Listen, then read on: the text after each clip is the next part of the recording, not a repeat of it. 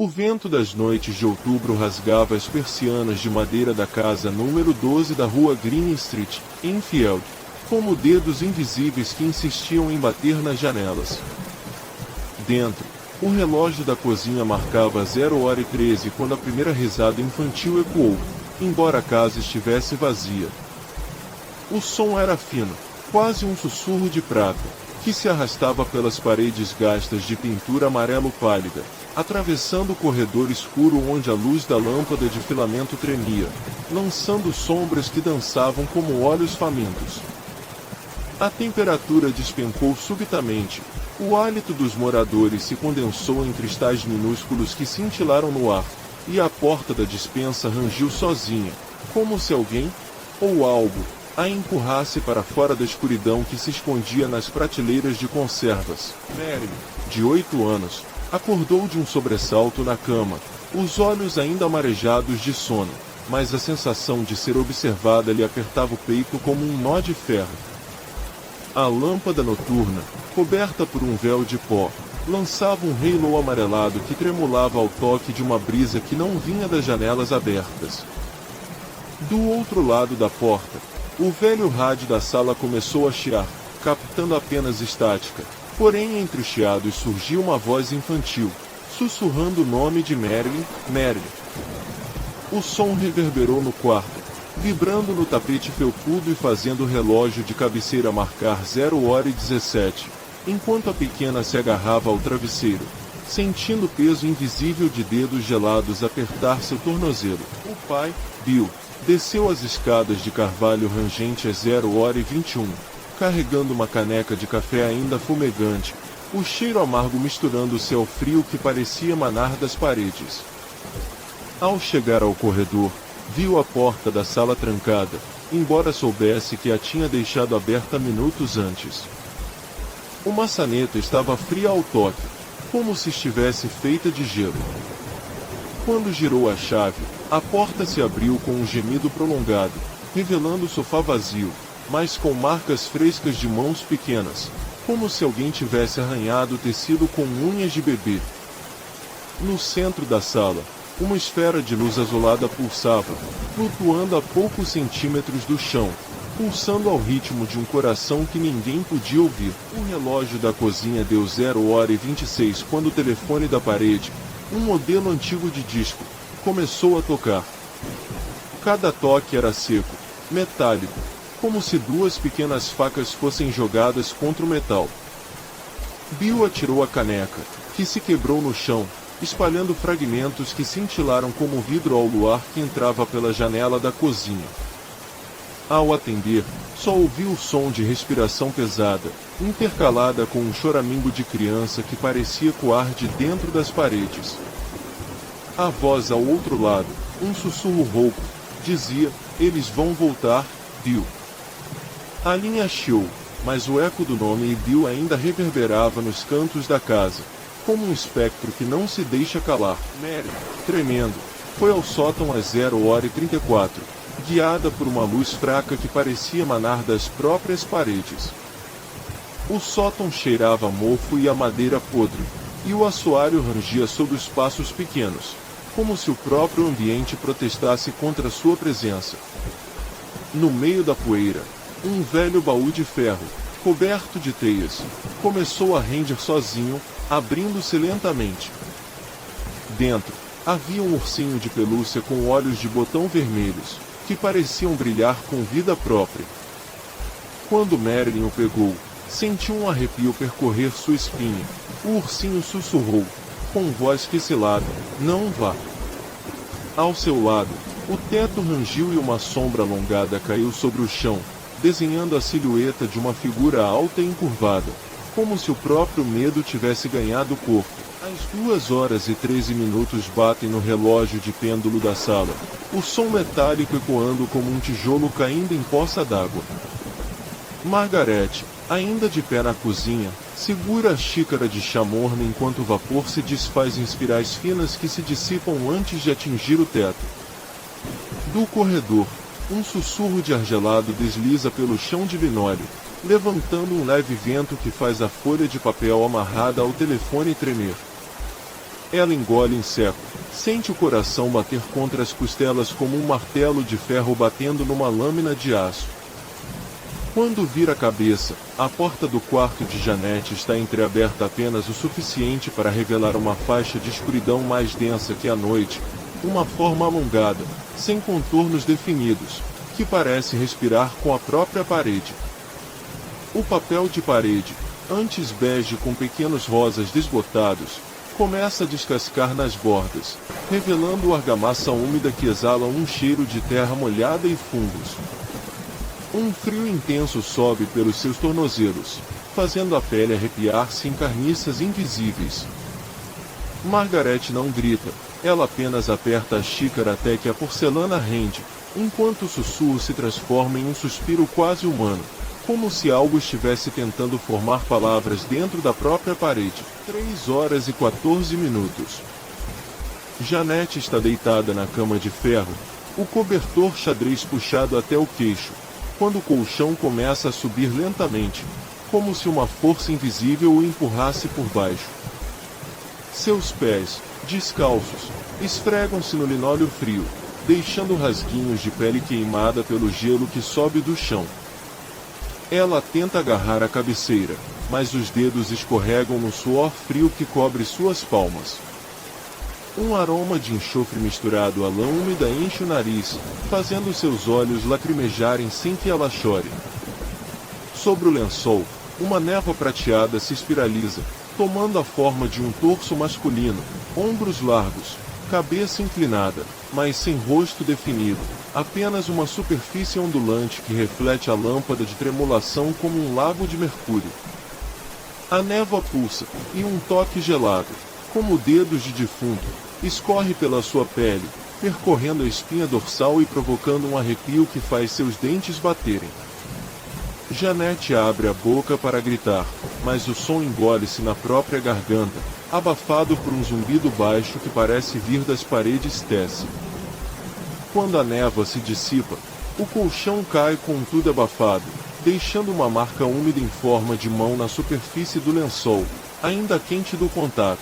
Às 5h55, o relógio da cozinha marca o tempo com um tic-tac mecânico que parece acelerar a cada segundo. De repente, a estante de pinho ao lado da parede sul começa a tremer, os livros deslizando como lascas de gelo sobre a prateleira inferior antes de voarem para o ar, girando em torno de um eixo invisível. Um volume de contos de fadas bate na testa de Margaret com um golpe abafado, deixando uma mancha de poeira amareladura que escorre pelas suas têmporas. O armário de carvalho, pesado o suficiente para exigir 2 homens para movê-lo, desliza lentamente pelo piso de linóleo, deixando um rasgo escuro onde a superfície foi arrancada, revelando o concreto frio e úmido de baixo. Uma fina película de substância brilhante, quase translúcida, espalha-se pelo rastro, um fluido viscoso que reflete a lâmpada da cozinha como óleo sobre água, exalando um cheiro forte de amônia e terra molhada. Janete, encolhida no sofá, sente o ar vibrar em sua pele, como se 1000 agulhas finas a perfurassem simultaneamente.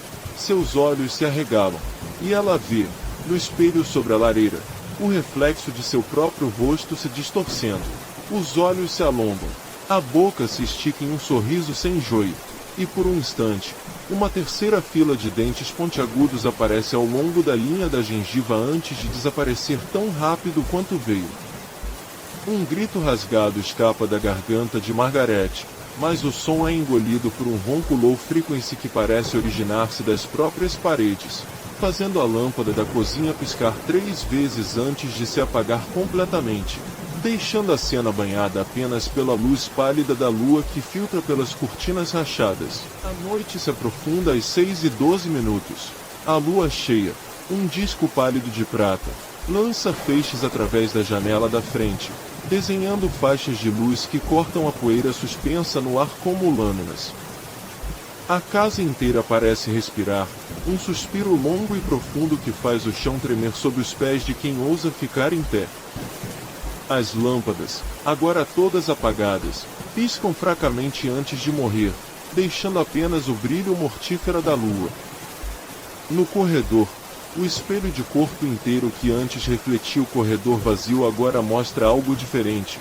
Uma figura humanoide de pele cinzenta, fissurada como cerâmica velha, com olhos vazios que refletem não a sala, mas um corredor infinito de portas trancadas. Margaret, parada diante dele, vê seu próprio reflexo piscar de forma independente. O olho esquerdo fecha enquanto o direito permanece aberto. E então, por um breve momento, a boca do reflexo se abre em um som sem som, liberando uma névoa preta que se enrola ao redor do pescoço da mulher real, apertando como uma cinta de gelo. Janet, arrastada para o corredor pela força invisível, sente o cabelo se eriçar como se cada fio fosse puxado por ímãs invisíveis, e ouve, bem dentro do crânio, um batimento lento e pesado, não o próprio coração, mas algo que parece estar bem atrás da parede, batendo em uníssono com o relógio da torre distante que ainda marca 6h13. Quando o relâmpago da lua se esconde atrás de uma nuvem passageira, o espelho volta a mostrar apenas o corredor vazio, mas a sensação de estar sendo observado permanece, impregnada nas fibras do casaco de Janet e na gola do pajama de Margaret. Uma lembrança gelada que não desaparece nem com o amanhecer. 1º de setembro de 1977, 2h13. A casa do número 284 da Green Street ainda está envolta no silêncio pesado de um inverno pré-natalício, mas o ar da cozinha está úmido, como se o próprio tijolo estivesse suando. Janet Hodgson, de 11 anos, está deitada na cama de ferro da sala, coberta por um lençol de algodão branco que já começa a ficar úmido nas bordas.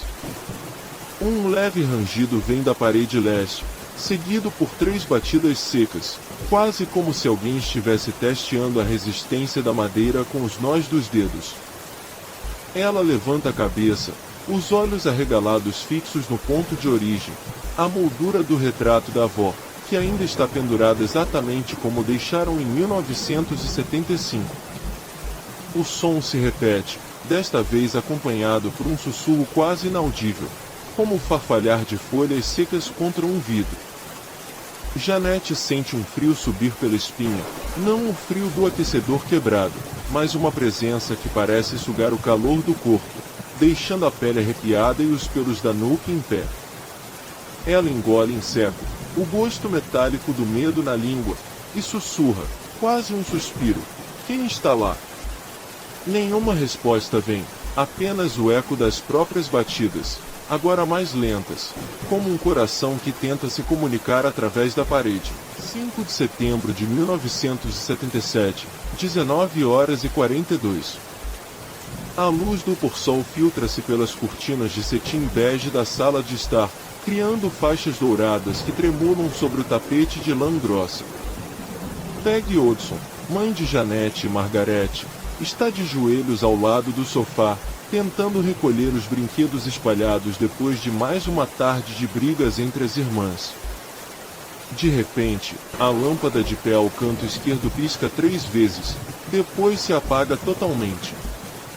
Um cheiro forte de enxofre, como de um isqueiro aceso num ambiente fechado, enche o nariz de Peggy, fazendo-a tossir levemente.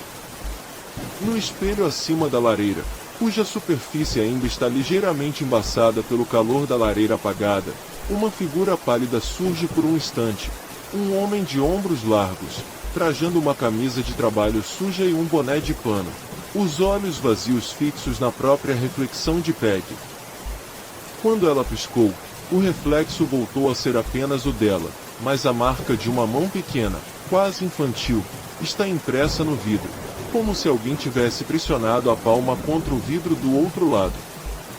Peggy sente o coração disparar, a boca seca, e ouve um ronronar baixo vindo do corredor, como se uma cadeira de balanço estivesse sendo empurrada lentamente sobre o piso de madeiras cricholante. 12 de setembro de 1977, 0h58.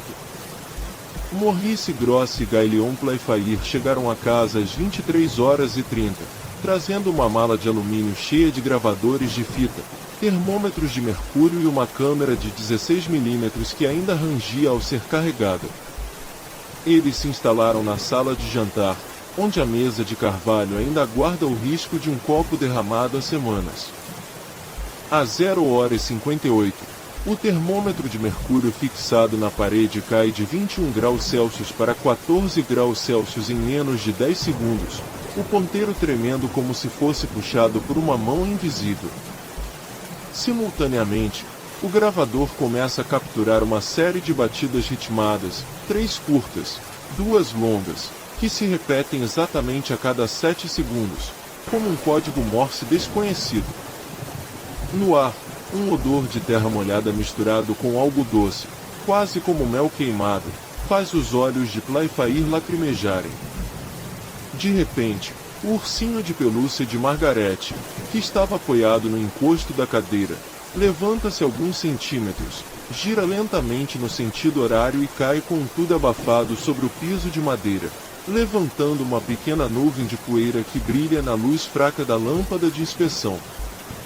Grosse segura o braço de Playfair, os dois trocando olhares de pura incredulidade enquanto a fita continua a girar, registrando o som de uma respiração ofegante que não pertence a nenhum dos ocupantes da sala. 20 de setembro de 1977, 3h07. A casa está mergulhada em uma escuridão tão densa que o relógio de pulso de Peg mal consegue iluminar os números. Janet está deitada de bruços na cama, o rosto pressionado contra o travesseiro de penas, quando um estrondo alto como se uma porta fosse arrombada ecoa pelo corredor. Ela se levanta de salto, os olhos arregalados, e percebe que a cômoda de pinheiro ao lado da cama está deslizando sozinha pelo chão de tábuas, deixando um risco profundo na verniz. Enquanto isso, a porta do armário se abre com um rangido metálico, e um casaco grosso de lã, que ninguém tinha usado naquele inverno, sai voando, girando como uma bandeira em tempestade, antes de bater contra a parede oposta com um som abafado de tecido pesado. No instante seguinte, a voz de Janet muda, deixa de ser a entonação infantil e passa a ser um timbre grave, rouco, quase gutural, como se estivesse falando através de um tubo de metal. Ela diz, em inglês carregado de um sotaque do leste de Londres: "Eu sou Bill Wilkins. Este é meu terreno." O hálito que exala da sua boca tem um cheiro forte de álcool e terra úmida, e uma leve névoa vermelha parece pairar sobre seus lábios quando ela fala. A temperatura na sala cai abruptamente, fazendo o vapor da respiração de Janet condensar em pequenos cristais que flutuam no ar antes de desaparecer. O piso treme levemente, como se algo enorme estivesse se arrastando sob as fundações da casa, e um baixo farfalhar, como de correntes sendo arrastadas, vem das paredes. 2 de outubro de 1977, 1h54. A exaustão se instalou nos ossos de todos presentes: Peg, Janet, Margaret, Maurice e Guy, depois de semanas de vigília. Janet está deitada no sofá, coberta por um cobertor xadrez que já cheira a mofo e suor, seus olhos fechados, a respiração ofegante e irregular.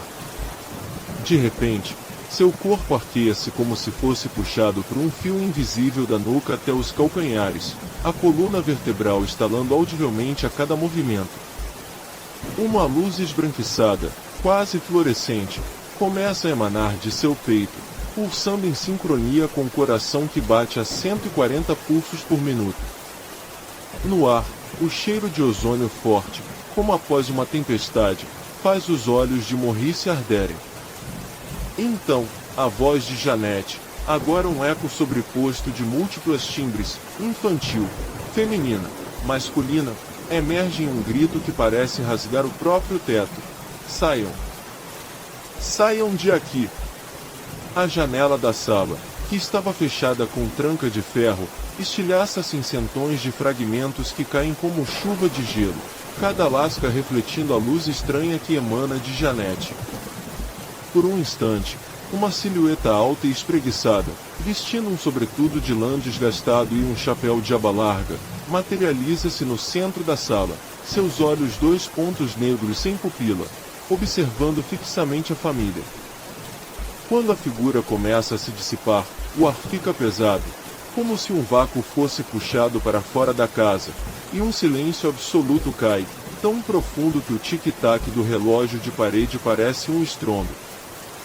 Janete cai inconsciente no sofá, o cobertor escorregando para o chão, enquanto o gravador de fita ainda rolando captura apenas o som de um coração parado, então, o ronco suave da própria casa se assentando de volta ao seu repouso. Era 1h13 de madrugada do dia 1º de setembro de 1977 quando Janete Hudson, de 11 anos, acordou com o som metálico de 3 batidas ritmadas na parede de tijolos atrás da cabeceira da cama. O ar do quarto, normalmente impregnado do cheiro de pó de talco e lençóis de algodão, ficou de repente úmido, como se uma toalha molhada fosse pressionada contra a parede. Ela viu, ao lado da lâmpada de ferro velho com lâmpada de 25 watts, a sua própria respiração formar um pequeno véu de vapor que se desfazia em segundos, enquanto a sombra do armário se deslocava alguns centímetros para a esquerda, como se alguém tivesse empurrado a porta de dentro. O chão de madeira rangeu sob seus pés descalços, enviando uma vibração fria que subiu pela canela e fez os pelos dos braços arrepiar-se. Janete engoliu em seco, sentiu o gosto de ferro na língua, e, sem tirar os olhos da parede, percebeu que o papel de parede, naquele ponto, estava ligeiramente ondulado, como se algo tivesse pressionado por trás e estivesse tentando sair. Às 16h02 do dia 3 de setembro, Peggy Hudson estava na cozinha, preparando um chá forte com açúcar mascavo, quando ouviu o rangido agudo das rodas de ferro da cadeira de cozinha arrastando-se pelo linóleo. Ela virou-se e viu a cadeira de encosto baixo, a mesma que usava para sentar enquanto cortava legumes, deslizar lentamente, sem que ninguém a tocasse, até parar a exatamente meio metro da pia, onde o zinco da torneira ainda pingava gotas mornas. Um aroma de enxofre fraco, quase imperceptível, misturou-se ao cheiro do chá fervendo. Em seguida, uma voz infantil, quase um sussurro que parecia vir de dentro das próprias paredes, disse: "Mamãe, estou com frio." Peggy sentiu o cabelo da nuca arrepiar-se, a pele do rosto formigar como se fosse tocada por um algodão úmido, e suas mãos tremeceram o suficiente para derramar um fio de chá no chão, onde se espalhou em um pequeno lago âmbar que refletia a luz fluorescente da lâmpada acima. Maurice Gross chegou a casa às 23h45 do dia 5 de setembro, carregando um gravador de bobina CAI de 7 polegadas e um medidor de campo eletromagnético que marcava 0,3 microteslas no corredor. Ele entrou no quarto de Janete, onde a lâmpada de 25 watts piscava intermitentemente, como se fosse atingida por pulsos de energia. Quando ele aproximou-se da cama, o medidor deu um salto brusco para 2,7 microteslas e um zumbido agudo, quase audível, encheu o ar. Janete, deitada de costas, começou a erguer o tronco alguns centímetros, o lençol branco esticando-se sobre seu ventre como uma vela vangada por vento invisível. Um cheiro forte de ozônio, semelhante ao que se sente após uma tempestade, encheu suas narinas, e ele percebeu que o próprio pelo de seus braços estava levantado, como se estivesse sob um campo de estática. Quando a menina baixou novamente, o medidor voltou a 0,4 microteslas e o zumbido cessou, deixando um silêncio que parecia absorver o próprio som do relógio de parede marcando 0h02. Às 3h do dia 7 de setembro, Billy Hudson, de 10 anos, estava deitado no seu beliche inferior quando ouviu um rangido seco, como se uma tábua do piso estivesse sendo dobrada para cima. Ele abriu os olhos e viu o seu soldatinho de plástico verde, deixado na cabeceira da cama, deslizar sozinho sobre a superfície de madeira até cair no chão com um asterisco placa asterisco seco.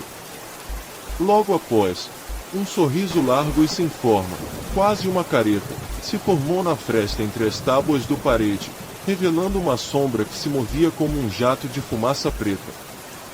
Um aroma de terra molhada e de folhas em decomposição invadiu suas narinas, fazendo-o sentir um aperto no peito. como se uma mão invisível apertasse o externo. Ele tentou gritar, mas só saiu um chiado rouco, e o coração bateu a 130 pulsos por minuto, cada batida ecoando nos seus ouvidos como um martelo em uma bigorna. Na tarde do dia 9 de setembro, às 18h30, Margaret Hodgson, de 13 anos, estava na sala de estar, arrumando os almofadões do sofá quando notou, na parede de papel vegetal atrás da televisão, um traço fresco de lápis de cor vermelha formando as palavras: "Eu estou aqui".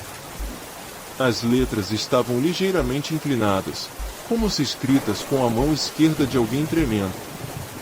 Ela aproximou-se, e ao tocar o papel, sentiu a superfície ficar úmida, como se tivesse acabado de ser borrifada com água gelada.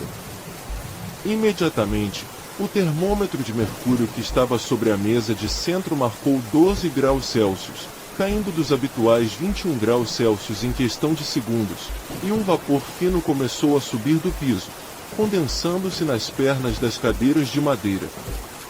Um cheiro forte de ovo podre, típico de sulfeto de hidrogênio, encheu o ambiente, fazendo seus olhos lacrimejarem e sua garganta coçar. Margaret ficou parada, o coração batendo forte o suficiente para sentir cada pulsação nos templos, enquanto a luz do lâmpada de pé tremulava, lançando sombras que pareciam se arrastar pelas paredes como dedos invisíveis. 2h13 da manhã, 1º de setembro de 1977.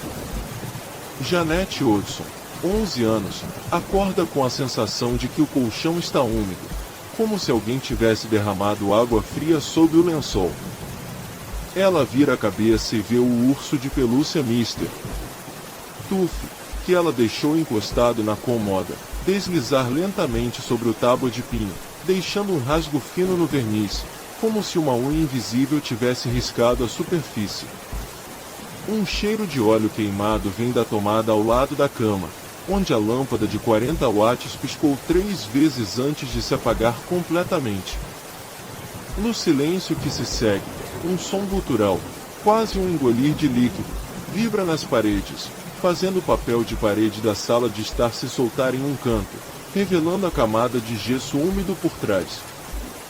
Janet sente o cabelo dos braços arrepiar-se, não por medo, mas por uma carga estática que faz os fios se levantarem como se fossem fios de cobre expostos a um campo magnético. 10h05 da manhã, 3 de setembro de 1977. Peggy Hodgson, 38 anos, ajusta o gravador de bobina Weir Report 4200 sobre a cômoda da sala, ajustando o nível de entrada para menos 6 decibéis. Ela aperta o botão de gravação e, nos primeiros 5 segundos, ouve apenas o ronco suave do motor do aparelho, seguido por um estalo seco, como se um fio interno tivesse se rompido. Em seguida, uma risada infantil, aguda e ecoante, emerge do alto-falante, sobrepondo-se ao som de um relógio de ponteiros batendo às 10h07. O termômetro de mercúrio fixado na parede marca 12 graus Celsius, e o hálito de Peggy se torna visível, formando nuvens pálidas que se dissipam lentamente ao teto. Um cheiro de terra molhada e de metal oxidado percorre o ar, fazendo seus olhos lacrimejarem sem que ela chore. Quando ela olha para o gravador, a fita está parada, mas o contador indica 0h07 e 13 segundos, como se 3 minutos e 13 segundos tivessem sido gravados em um instante que nunca ocorreu. 1h42 da manhã, 5 de setembro de 1977. Maurice Grossi, 52 anos, investigador da Society for Psychical Research, coloca seu medidor de campo eletromagnético, EMF, um modelo Seneiron, sobre a cômoda de madeira ao lado da janela da sala de estar. O display pisca entre 0,2 e 0,3 microteslas, leituras de fundo. De repente, a agulha salta para 7,8T e permanece lá por exatamente 9 segundos. Enquanto isso, a cadeira de encosto alto, feita de carvalho escuro, levanta-se suavemente do chão, seus pés deslizando sobre o tapete de lã sem fazer barulho. atingindo aproximadamente 30 centímetros de altura antes de temender-se de volta com um golpe sordo que faz o lâmpada de parede tremular. Maurice sente, na base do crânio, uma pressão fria, como se dedos úmidos tivessem se pressionado contra sua pele, deixando um rastro de umidade que evapora em poucos segundos, deixando um leve cheiro de ozônio. Ele anota no caderno: entidade interage com objeto maciço, resposta térmica local, 0,9 graus Celsius de queda. 5 horas e 58 da manhã, 7 de setembro de 1977. Billy Hodgson, 7 anos, acorda com a sensação de que algo está puxando a borda do cobertor para baixo, como se uma mão invisível tentasse enfiá-lo entre o colchão e o estrado. Ele abre os olhos e vê, aos pés da cama, a figura de uma mulher vestida com uma camisola branca longa, o tecido amarelado pelo tempo, os braços pendentes como se segurassem um peso invisível. O tecido da camisola parece estar úmido em suas laterais, escorrendo gotas que nunca chegam ao chão, mas que deixam um rastro brilhante no tapete de sisal, semelhante a rastros de caracol após a chuva. Billy sente um calor úmido borbulhando em sua bochecha esquerda, como se alguém tivesse lamido a pele com a língua áspera de um gato, deixando um gosto metálico de sangue na boca. Ele tenta gritar, mas o som sai como um rangido de portão enferrujado, preso na garganta. Quando a figura se desfaz em névoa cinzenta, o cobertor volta ao lugar, mas o nó que ele fez na ponta ainda está apertado, como se alguém o tivesse reatado com um nó de marinheiro. 00:07, 9 de setembro de 1977. Janete Hodgson, deitada de bruços no sofá da sala, sente uma força súbita prendendo seus pulsos e puxando-os para cima, como se cordas invisíveis estivessem enroladas ao redor de seus antecipados cotovelos. Ela é erguida até ficar sentada, as pernas rígidas, os joelhos travados, enquanto o encosto do sofá pressiona suas costas com uma pressão de aproximadamente 12 newtons, suficiente para deixar marcas leves na pele de algodão de sua camiseta. Seus cabelos, normalmente castanhos claros, ficam eletrificados, cada fio se separando do couro cabeludo como se fosse atraído por um campo de carga estática de aproximadamente 15 kV. Um sussurro gutural, quase um borbulhar de líquido espesso, escorre pelos ouvidos, formando as palavras "Leave this house". Cada sílaba vibra na sua mandíbula, provocando um leve tremor nos dentes. As paredes da sala começam a suar, gotículas de um líquido escuro, viscoso, semelhante a óleo de linhaça misturado com fuligem, escorrem pelos cantos do teto, deixando trilhas brilhantes que se acumulam no chão de parquet, formando poças que refletem a lâmpada de 60 watts como pequenos espelhos deformados. Janete sente o gosto de ferrugem na língua, como se tivesse engolido um pedaço de metal aquecido, e o cheiro de enxofre intenso enche o cômodo, fazendo seus olhos lacrimejarem sem que ela choremos. 2h13 da manhã, 31 de agosto de 1977. Janete Hodgson, de 11 anos, está deitada de lado na cama de ferro da quarto pequeno, coberta por um lençol de algodão branco que ainda conserva o calor do corpo. O ventilador de teto gira lentamente, fazendo um zumbido uniforme de 47 Hz que se mistura ao farfalhar das folhas de amoreira fora da janela. De repente, o lençol parece ser puxado por uma mão invisível na altura dos joelhos. Ele se estica, faz um barulho seco de tecido sendo rasgado em duas direções opostas, e o corpo de Janete é elevado alguns centímetros do colchão, como se um peso desconhecido tivesse se assentado sobre seus tornozelos. Seus pés batem levemente no contrapiso de madeira, produzindo um som agudo de 2,1 kHz, enquanto o travesseiro de penas desliza para o chão com um sussurro de penas se espalhando. Janete abre os olhos e vê o teto de gesso rachado, uma fissura fina que se parece com um raio de luz lunar, mas nada mais. O ar está carregado de um odor metálico, como o sangue seco que fica depois de um corte na cozinha, e sua garganta tem um gosto de ferro que ela não consegue engolir. 3h07 da manhã, 5 de setembro de 1977.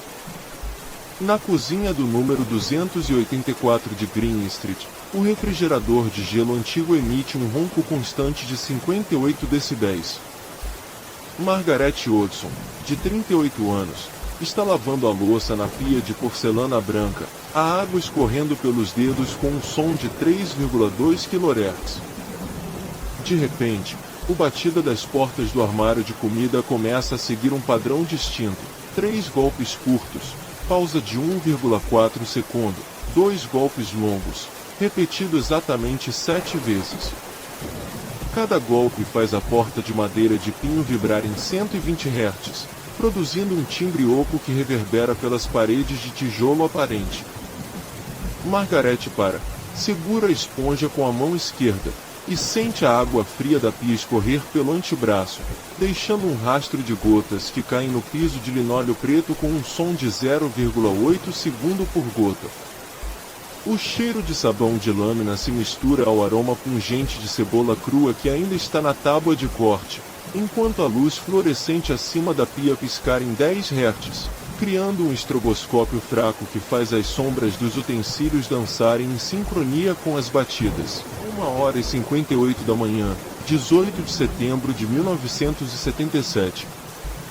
Maurice Gross e Gaël Playfair instalam um gravador de bobina de fita de 1/4 polegada na mesa da sala, a canto a um criado mudo de carvalho escuro.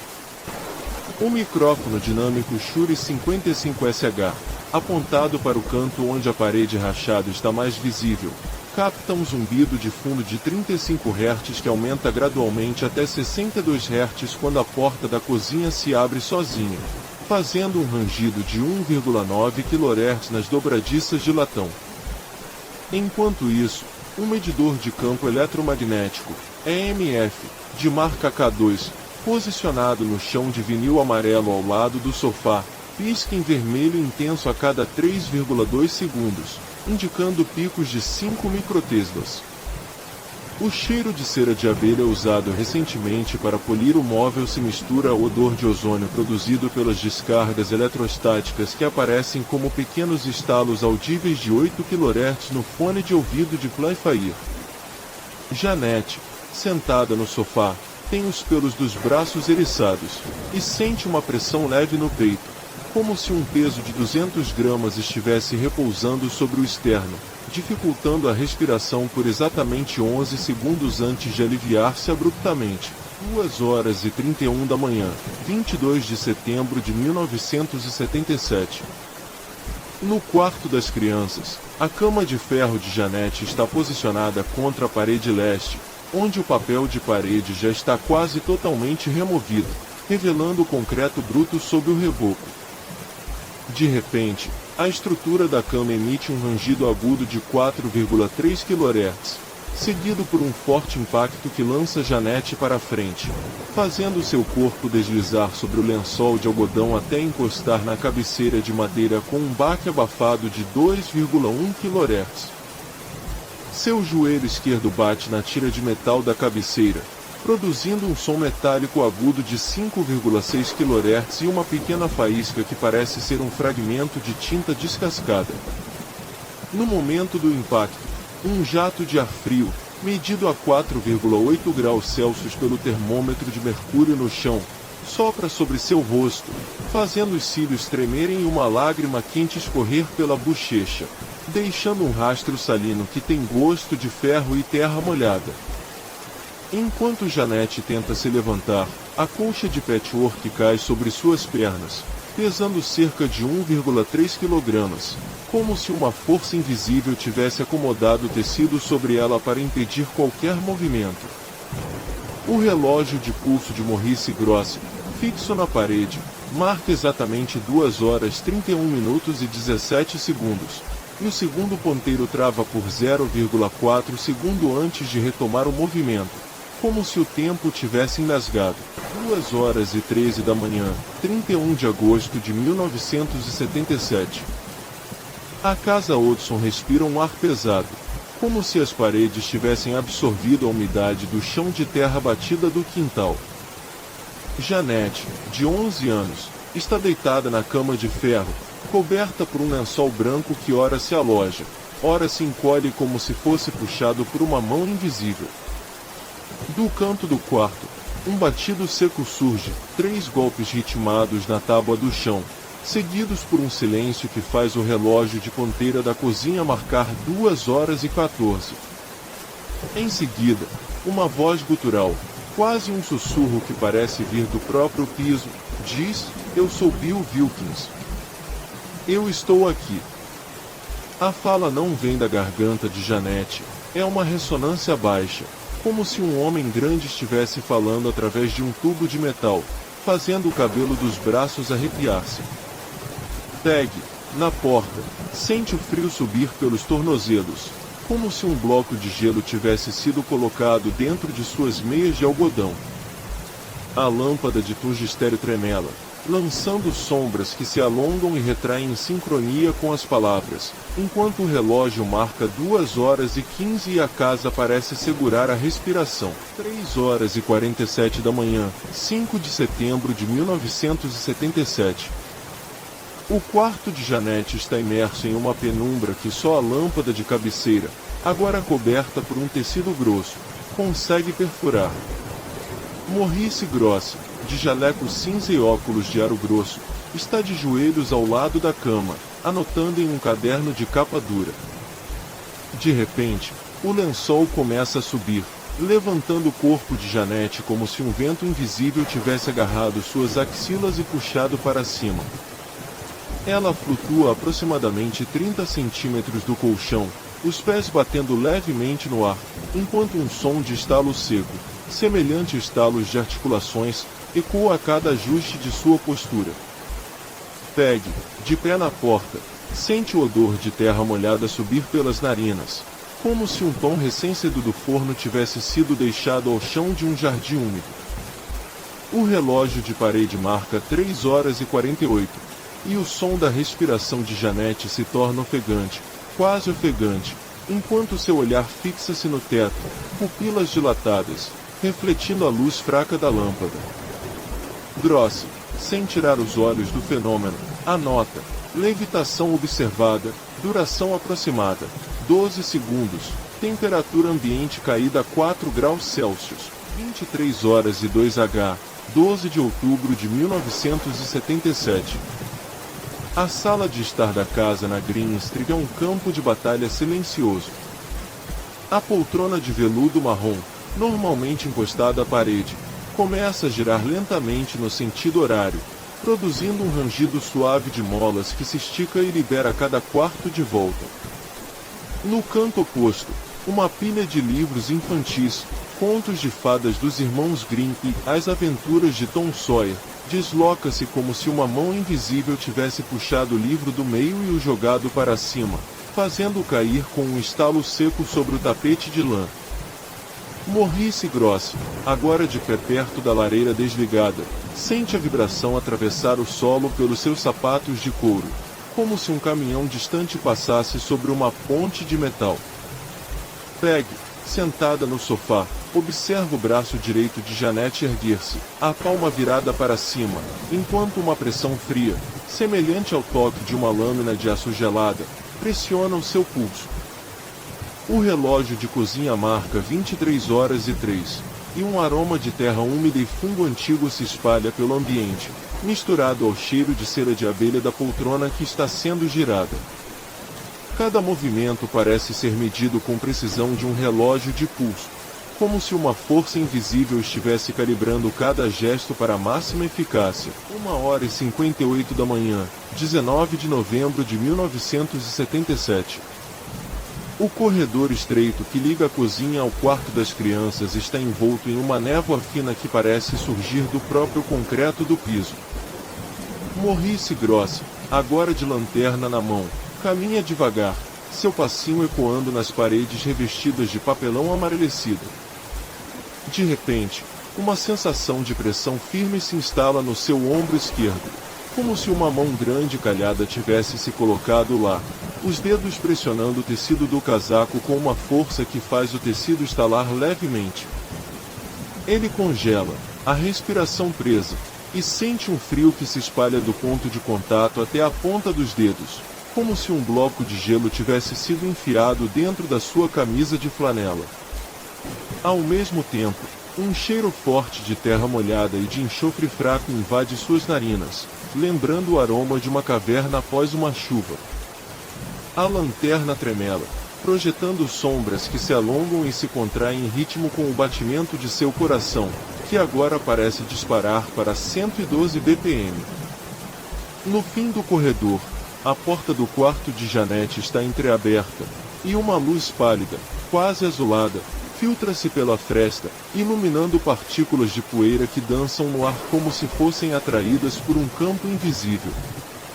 Grosse anota em seu caderno: pressão umbral esquerda, duração 8 segundos, queda de temperatura local 6 graus Celsius, odor de terra e enxofre detectado, 3 horas e 12 da manhã, 22 de dezembro de 1977. O quarto de Janete está banhado numa luz acinzentada que parece vir das próprias paredes, como se o tijolo tivesse absorvido a luz da lua e a estivesse devolvendo em forma de brilho opaco. Janete está sentada na beira da cama, os pés nus tocando o piso frio, suas mãos repousando sobre os joelhos, os dedos levemente arqueados. De seu peito surge uma vibração baixa, quase inaudível, que se intensifica até se transformar em uma voz grave, rouca, que ecoa como se estivesse sendo filtrada através de um cano de metal longo e enferrujado. Eu morri no poço, numa noite de chuva. Minha esposa me encontrou com a cabeça partida. As palavras saem com uma precisão que faz o ar vibrar, e a temperatura da sala cai imediatamente para 10 graus Celsius, formando uma fina camada de geado nas janelas. Peg, ajoelhada ao lado da filha, sente o contato de uma presença gelada deslizar pela parte de trás de seu pescoço, como se os dedos de alguém, ásperos e úmidos, tivessem traçado uma linha lenta da base do crânio até a altura dos ombros. O relógio de pulso de Maurice Grossi marca 3 horas e 13, e o som da voz diminui, deixando um silêncio que parece ter peso, uma pressão que pressiona os tímpanos como se um objeto pesado tivesse sido deixado sobre o peito de cada ocupante da sala. Quando a voz se apaga, a luz acinzentada se dissipa, deixando apenas a lâmpada de cabeceira piscando fracamente, como se estivesse tentando se recuperar de um choque. 12 de agosto de 1977, 2 horas e 17. Janete Hudson, de 11 anos, está deitada na cama de ferro da quarto do fundo, coberta por um lençol de algodão que ainda conserva o calor do corpo. A casa de 284 Green Street respira um cheiro de mofo antigo, misturado ao aroma forte de sabão de barras que Peg usou na lavagem da manhã. Um batido seco, como nocas de madeira batendo contra a parede de gesso, rompe o silêncio. 3 golpes, pausados, depois um quarto, mais forte, como se alguém estivesse testando a resistência da estrutura. Janete abre os olhos, a lâmpada de 40 watts tremela, lançando sombras que se alongam como dedos sobre o papel de parede floral. Ela sente um frio subir pelas canelas, um gelo que não vem do aquecedor desligado, mas do ar em si, como se a própria atmosfera tivesse sido sugada de calor. Um sussurro quase inaudível, quase um rosnado, vibra no ouvido do seu ouvido esquerdo. Está aqui. O coração dela acelera, batendo contra as costelas como um martelo de ferro, enquanto a mão esquerda se move instintivamente para o rosto, procurando a fonte do toque gelado que parece deslizar pela bochecha, deixando um rastro de umidade que não é suor. 13 de agosto de 1977, 9 horas e 3. Peg Hudson acorda com o corpo áspero de suor frio, o lençol grudado à pele como uma segunda camada de gelo. Ela levanta-se e percebe que o armário de pinho da cozinha, que ficou trancado na noite anterior, está agora aberto, suas portas batendo levemente contra a parede como se alguém tivesse empurrado com a palma da mão. Dentro, as latas de feijão e o pote de açúcar estão invertidos, os rótulos rasgados em tiras finas que se parecem com pedaços de pergaminho velho. No chão, um tapete de lã azul marinho está enrolado em um nó apertado, as fibras puxadas para cima como se algo tivesse o arrastado para fora do lugar. Peggy se aproxima, o cheiro de polimento de móvel misturado a um odor metálico, quase de sangue seco, chega às suas narinas. Ela passa os dedos pela superfície fria do armário e sente uma vibração sutil, como um faro de energia passando através da madeira, deixando a pele levemente formigante. No corredor, o relógio de cozinha marca 9h07. O pêndulo, que nunca parou, agora oscila com um ritmo irregular, como se fosse puxado por uma mão invisível a cada segundo. 14 de agosto de 1977, 21h45. Maurice Grossi, pesquisador da Society for Psychical Research, chega à porta da frente com sua mala de couro gastando, o som de seus passos ecoando no asfalto molhado pela chuva da tarde. Ele é recebido por Peggy, cujo olhar está alcorado por noites sem sono, e ele é imediatamente conduzido ao corredor onde as atividades foram mais intensas. Grossi coloca seu gravador de bobina em uma mesa de madeira ao lado do sofá, o aparelho zumbindo baixo enquanto a fita começa a girar. Às 22h02, a temperatura no quarto cai de 19 graus Celsius para 13,4 graus Celsius em menos de 10 segundos, um descenso registrado pelo termômetro de mercúrio que ele trouxe.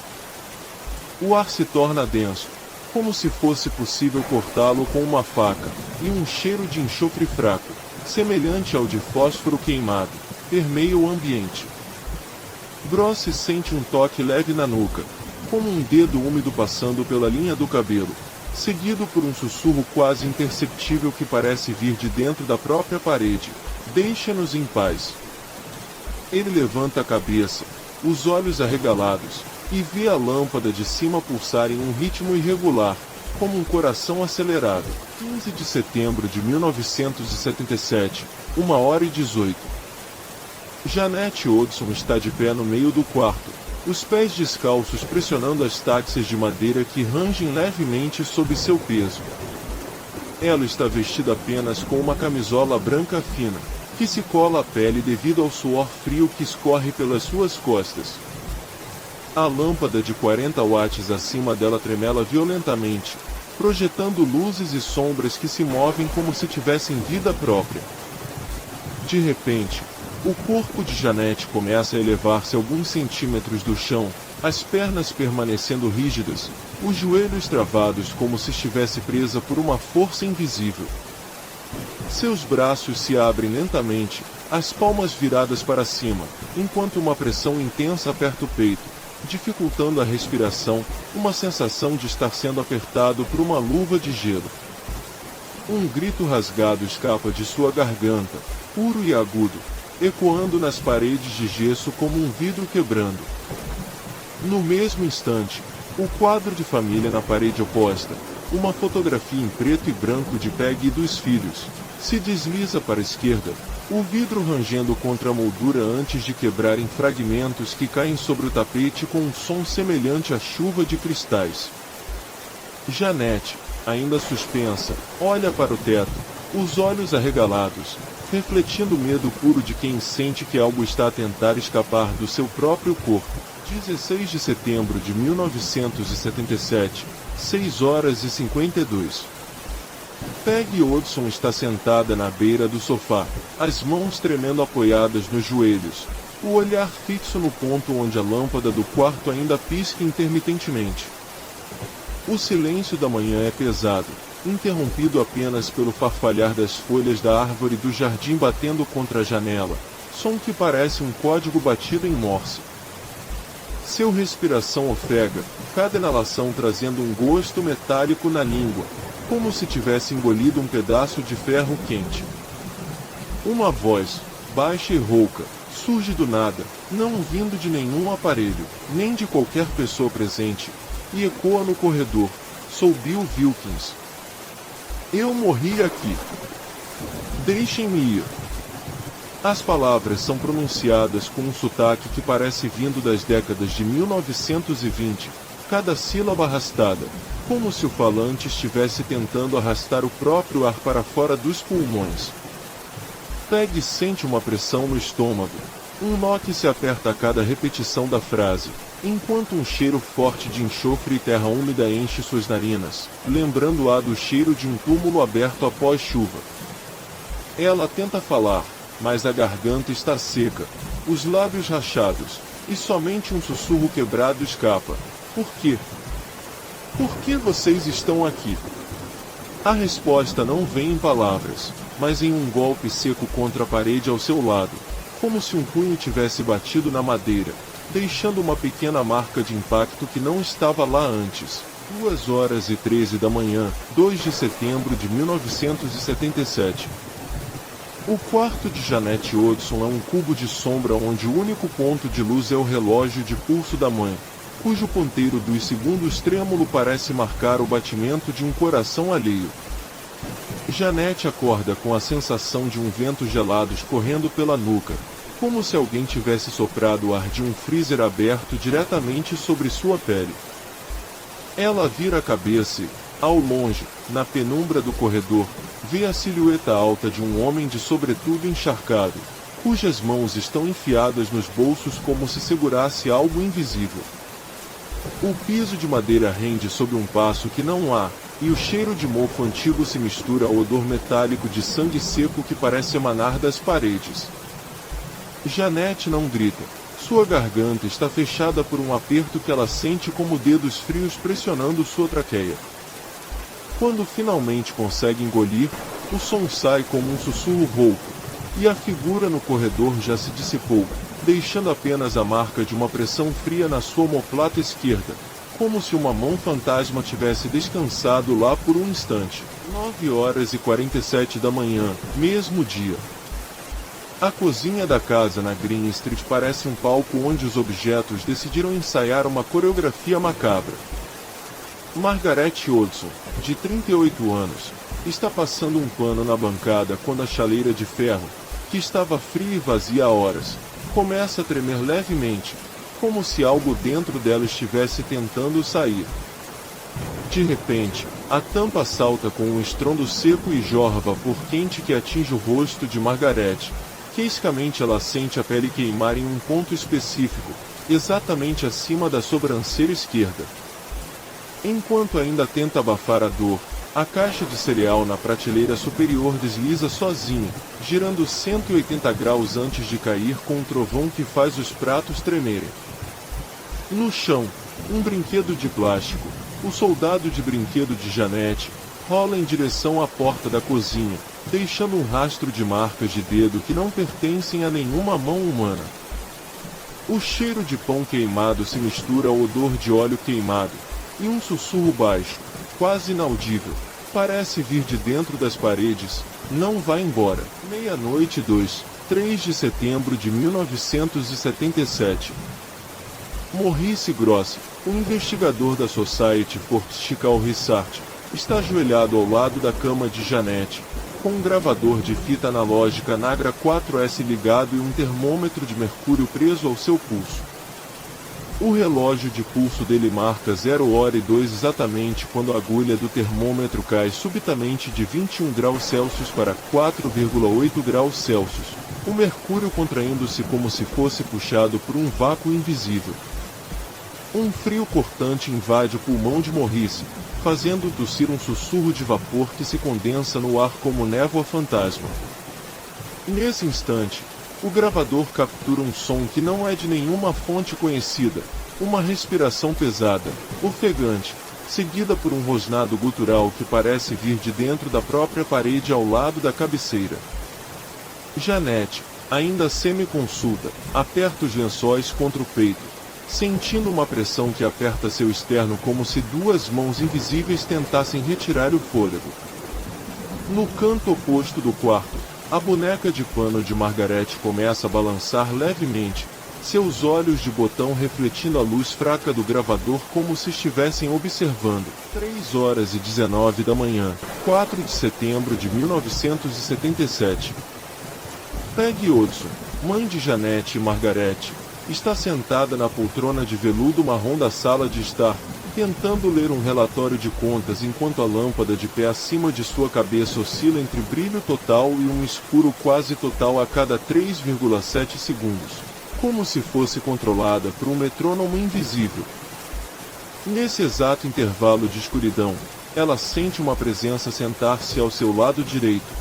O encosto da poltrona cede sob um peso que não há, e um ar úmido encharcado de cheiro de terra molhada invade suas narinas, lembrando o solo de um cemitério recém-aberto. Quando a lâmpada retorna ao brilho, Peggy vê, refletida no vidro escuro da janela, a figura pálida de um homem de terno vencido, gravata frouxa, cujo rosto está oculto por um chapéu de feltro molhado. Seus olhos, porém, brilham com um amarelo doente, fixos nela. Um toque gelado desliza pela sua bochecha esquerda, deixando uma linha de umidade que evapora antes que ela possa tocar. O relógio de parede marca 3 horas e 19 exatamente quando o som de uma risada infantil, aguda e ecoante, irrompe do corredor, fazendo os quadros na parede tremularem levemente, como se fossem atingidos por uma onda de pressão sonora. 5 horas e 42 da manhã, 5 de setembro de 1977. A família Hudson decide abandonar a casa após mais uma noite de tormento. Janete, Margaret e Peggy carregam suas malas pela porta da frente, a qual, apesar de estar destrancada, começa a tremer levemente assim que a mão de Peggy fecha a trava. Um rangido profundo, como se os gonzos da madeira fossem sendo pressionados por um peso colossal, ecoa no hall enquanto a porta se fecha sozinha com um batido seco que faz os quadros tremularem. Simultaneamente, todas as lâmpadas da casa piscam em uníssono, lançando estrobos luz vermelha que transformam o corredor em uma faixa de luz pulsante, como se o próprio prédio estivesse respirando. No instante em que a última lâmpada se apaga, um gelado arrepio percorre a espinha de Janete, e ela ouve, bem ao seu ouvido esquerdo, um sussurro articulado em inglês arcaico: "Você não pode sair." Enquanto isso, o relógio de cozinha, parado a exatamente 12 horas e 13 minutos, dá um repente, os ponteiros saltam para as 5 horas e 43 e então voltam a ficar imóveis, como se o tempo tivesse sido riscado e reescrito por uma força invisível.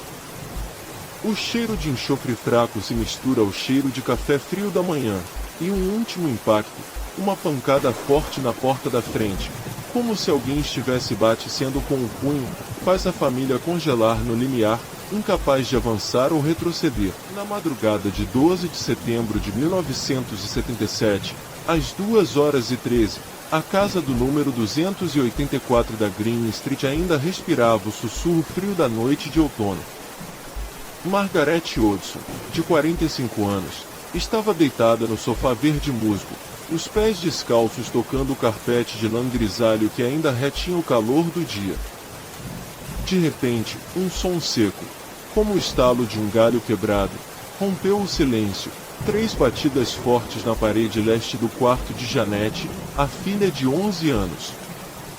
O impacto fez a lâmpada de 60 watts tremular, projetando uma sombra alongada que se arrastou como uma mão invisível sobre o papel de parede floral amarelo.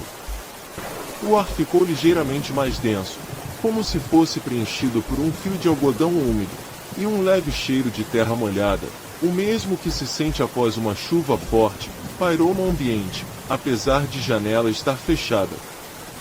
Margaret levantou-se, o coração batendo forte contra as costelas, e aproximou-se da parede, colocando a palma da mão fria sobre o reboco.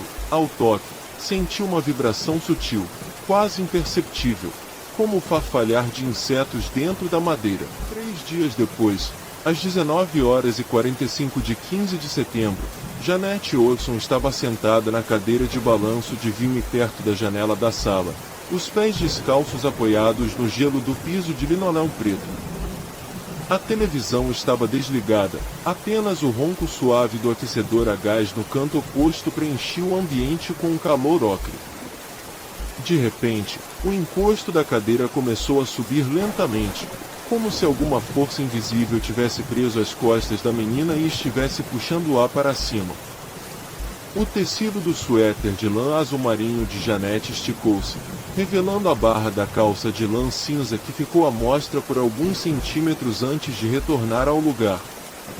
Janete arqueou as costas, os olhos bem abertos, mas sem lágrimas. Sua respiração tornou-se superficial, cada inspiração produzindo um pequeno névoa branca que se dissipou no ar frio da sala. Um leve rangido, semelhante ao de uma porta velha sendo empurrada, ecoou do teto, seguido por um som seco, como o estalo de um fósforo sendo aceso, embora não houvesse chama visível. Quando a cadeira finalmente retrocedeu, Janete caiu de volta com um baque abafado, o encosto batendo contra a parede com um som louco, enquanto um leve cheiro de ozônio, aquele que acompanha tempestades, pairou por alguns segundos antes de se dissolver. Na noite de 22 de setembro, precisamente a 1h07, o pesquisador Maurice Grosse, de 52 anos, ajustou o gravador de fita Revox B77 no canto esquerdo da sala de estar, ao lado da estante de carvalho onde estavam os discos de vinil dos Beatles. O aparelho zumbiu levemente, a agulha pousando no início da fita virgem. Ao mesmo tempo, Gaëlion Playfair, de 38 anos, posicionou duas lâmpadas de 40 watts com difusores de papel a rosé em suportes de tripé de alumínio, uma apontando para o sofá e outra para a comoda de pinho onde Janete costumava deixar suas bonecas. De repente, o medidor de campo eletromagnético colocado na mesa de centro começou a oscilar, de 0,2 microteslas para 1,8 microteslas em menos de 3 segundos, antes de estabilizar em 0,9. Uma gota de condensação se formou no vidro do instrumento, escorrendo devagar como lágrima fria. No mesmo instante, a porta do armário de louças, que estava fechada com tranca de latão, abriu-se sozinha, revelando pratos de cerâmica branca empilhados. Um prato deslizou para fora, girando no ar como um disco voador antes de pousar sobre o tapete de juta com um som seco, semelhante ao de um pedaço de madeira sendo riscado. O ar ficou ligeiramente mais pesado, como se uma massa de ar frio tivesse se infiltrado pelas frestas do caixilho da janela, trazendo consigo um odor débil de enxofre, lembrando água quente de uma fonte mineral. Às 3h42 de 28 de setembro, a temperatura interna da casa caiu de 18 graus Celsius para 11 graus Celsius em menos de um minuto, segundo o termômetro de mercúrio fixado na parede perto da lareira. O silêncio foi quebrado por um rangido baixo, como se as tábuas do assoalho de pinho sob o tapete persa fossem sendo pressionadas por um peso invisível. Janete, deitada no sofá com um cobertor de lã grossa puxado até o queixo, começou a murmurar palavras incompreensíveis, sua voz quase um sussurro, mas com uma ressonância metálica, como se estivesse falando através de um tubo de ferro. Seus olhos permaneceram fechados, mas os globos oculares tremiam rapidamente sob as pálpebras, produzindo um movimento rápido que parecia um piscar involuntário. De repente, o cobertor começou a deslizar sozinho em direção ao chão, arrastando-se como se fosse puxado por uma corda invisível. Ao tocar o piso de madeira, fez um leve estalo, seguido por um som de farfalhar, semelhantes a folhas secas sendo esfregadas. Uma gota de suor frio apareceu na testa de Janete, escorrendo pela têmpora e deixando um rastro brilhante que refletiu a luz fraca da lâmpada de 25 watts da abajur de base de bronze. Um leve aroma de alecrim seco, aquele que as crianças costumam cheirar ao passar pela cozinha da vizinha, pairou por alguns segundos antes de ser substituído pelo cheiro de lã úmida, como se o cobertor tivesse acabado de ser retirado de uma varanda molhada. Na madrugada de 5 de outubro, às 4h19, a casa ficou envolta em um silêncio tão denso que o próprio relógio de ponteiro na cozinha parecia ter seu tic-tac abafado por uma camada de algas. Janete estava de pé no corredor estreito entre a sala e a cozinha, descalça, usando apenas uma camisa de flanela branca e uma calça de pijama cinza arregaçada até os joelhos. Seus braços estavam levemente afastados do corpo, as palmas viradas para cima, como se estivesse prestes a receber algo. Do alto da escada de madeira, um rangido agudo, semelhante ao de uma tábua sendo quebrada sob peso intenso, ecoou 3 vezes em intervalos de exatamente 4,7 segundos. Cada rangido fez a lâmpada de 15 watts no teto do corredor piscar, projetando flashes de luz que fizeram a sombra de Janete alongar-se e contra-se como um pêndulo. De repente, um jato de ar frio, proveniente da fresta da janela da cozinha, que estava ligeiramente entreaberta, com a cortina de linho bege balançando suavemente, atingiu o rosto de Janete, fazendo seus cabelos castanhos escuros se arreciarem como se fosse tocar uma estátua de gelo. Seu queixo tremeu, e um som gutural, quase um rosnado abafado, escapou de sua garganta, seguido por uma frase em inglês claro, porém com uma entonação estranha, quase mecânica: "Leave this house now." O ar ficou carregado de partículas visíveis, como poeira iluminada por um feixe de luz, que giraram lentamente ao redor de seus pés antes de se assentarem no piso de madeira com um som fino, parecido com o de areia sendo peneirada. Quando a frase acabou, Janete caiu de joelhos, a testa batendo friamente contra a tábua do assoalho, deixando uma pequena marca de umidade que refletiu a lâmpada como um lago minúsculo. 12 de agosto de 1977, 2h13 da manhã. A casa da rua Green Street, número 284, vibra com um zumbido baixo, como se a própria madeira estivesse respirando. Janete Hodgson, de 11 anos, está deitada de bruços no chão da sala, a camisa úmida de suor frio grudada ao peito. Seu braço esquerdo treme, os dedos se contraindo em espasmos que fazem as unhas baterem contra o tábua de pinho, produzindo um som agudo, quase metálico. No corredor, a lâmpada de 40 watts piscou 3 vezes antes de se apagar, deixando apenas a luz pálida da lua que se infiltra pelas frestas da persiana de tecido rasgado. No ar, um cheiro forte de terra molhada mistura-se ao odor de óleo de linho usado nas tábuas recentemente lixadas, enquanto uma corrente de ar gelado desliza pelo rodapé, levantando um tufinho de poeira que gira como um pequeno vórtex antes de se assentar sobre o tapete desgastado. Maurice Grossi, de pé na escada, segura o gravador portátil contra o peito, o botão de gravação pressionado, enquanto sua respiração ofega se mescla ao rangido distante da porta do armário que, sem ser tocada, se abre alguns centímetros, revelando a escuridão interna como uma boca faminta. 13 de agosto de 1977, 4h47 da manhã. A cozinha exala o cheiro forte de pão queimado deixado na torradeira, agora frio e grudado às grades de metal. Margaret Hodgson, de 13 anos, está encostada à pia, as mãos apoiadas na borda de cerâmica rachada, os nós dos dedos brancos pela pressão. Seus olhos estão fixos na janela acima da pia, onde a cortina de algodão branco se move sem vento, desenhando padrões que parecem letras incompreensíveis. Do outro lado da parede, o relógio de pêndulo da sala marca o tempo com um asterisco tic-tac asterisco abafado, cada oscilamento acompanhado por um leve rangido nas tábuas do forro, como se algo estivesse se arrastando logo acima do teto. Billy, o irmão mais novo de 8 anos, segura um ursinho de pelúcia desfiado, o rosto enterrado no pelo desgastado, enquanto soluços abafados escapam de sua garganta, cada solução vibrando no ar úmido que condensa nas janelas, formando pequenos rastros de água que descem em linhas tortuosas. No canto, Maurice Grossi anota em um caderno de capa dura, a caneta esfregando forte o papel, produzindo um rangido fino que se mistura ao som distante de uma risada infantil, ecoando sem origem aparente. 14 de agosto de 1977, 1h02 da tarde. O quarto de Janete está tomado por uma penumbra dourada que entra pela janela parcialmente aberta, as lâminas da persiana de madeira rangendo levemente a cada rajada de vento que atravessa a rua.